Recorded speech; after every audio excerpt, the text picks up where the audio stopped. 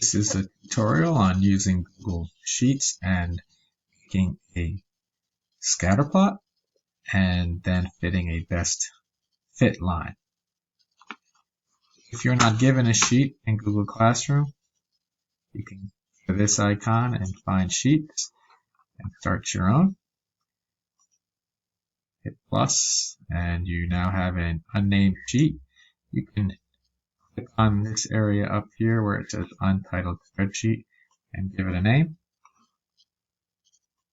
And I've given it a name, and now I want to put in my X and Y data, and I'll do that here. So I have time in minutes and temperature in degrees. Notice the name of the variable and the units I'm measuring in. And let's see, times 0 minutes, 1, 2, 3, 4, 5. Making this up. The temperature, we'll say 0 was 10 degrees, 12, 15, 18, 23, 6. And you can left click and drag and highlight the whole column and line these up. It's like a word processor. You can click on a row number and everything in this row I want to make bold. This is a little tight here. I can left click and drag to make the columns wider. So you'll want to do things like that if you can remember. Now I'd like to make a scatter plot. So I go to Insert, Chart, and it has recommendations. When you get used to it, you may find a recommendation that suits you. These are all the chart types available, and if you scroll down, about halfway down, scatter plot's what we usually want. And there's the scatter plot here, a draft that looks fine. I'm going to insert it. And I can left click and drag this around. That's what I have. It actually has given me a title, which I will change. And it has nothing on the axes, so I'm going to have to go in and make some edits here. So drop down menu, Advanced Edit, and there is a range of things to adjust here that we're going to go through. Alright, at the very top, title. I can adjust some of the formatting here. Not too worried about that right now. I want to name this temperature versus time, dependent variable versus the dependent variable. I do like to put my legend at the bottom, and you'll see how that turns out later. And I'm going to leave the formatting as default. There's things to play with. Most importantly here, though, is the horizontal axis title. I don't have anything there.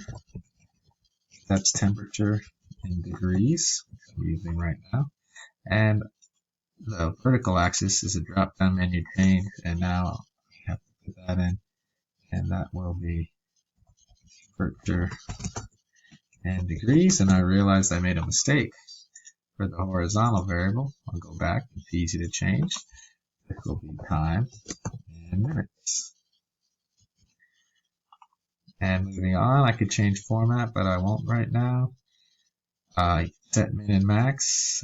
It's starting from 0. That's good. I'll let it adjust the max. These are other things you can adjust, but what I want to do is actually hit up right now and see how it looks. I have temperature versus time. There's my data, proper title. So it's the scatter plot, and that would be acceptable. And here's my legend down here. But I want a best fit line as well. So I'm going to go back in, edit, advanced edit, and all the way down to the bottom, trend line. That's a term like best fit line. There is none. We want to try, well, it looks like it could be a linear relationship. So I'll select linear. Looks like a pretty good fit. If I can scroll down farther,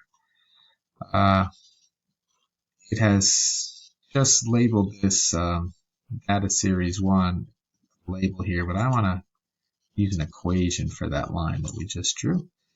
And now you see here y equals 3.314 times x plus 9.048. That's the best fit line equation without the units that we'll have to fill in. I can hit update here if I want at this time. And so I will. And now I have the graph, the scatterplot plus the best fit line is shown. And I have created an equation, best fit line. It's here. The computer will not replace y and x. It's going to be up to you when you write on a whiteboard or in a report or on a paper somewhere to put in a suitable symbol for y. In this case would be capital T, or maybe the word temperature. For x, you would use lowercase t, or write in time. And the slope, 3.314, you would have to realize that that means rise values of degrees over minutes, so 3.314 degrees for every 1 minute. And y-intercept value is going to have a unit of degrees, so that would be 9.048 degrees. And quickly, here is what you would want to report this fit line equation to be with the proper substitution using temperature instead of y, time instead of x, a slope with the proper units, rise units over run units. I've rounded off the slope given to something that reflects the likely precision of my measurement device, a tenth of a degree, and 9.0 minutes. And so at this point, you're done. If you had a reason to put this in a report, perhaps you could save this as an image and then insert that into a report. Publishing the chart, something similar. I forget right now. You can just copy it so you can paste it into a document. So that's another step you might take. This is as far as we go right now, and you're going to practice this so you can learn how to do this and remember it for yourself next time.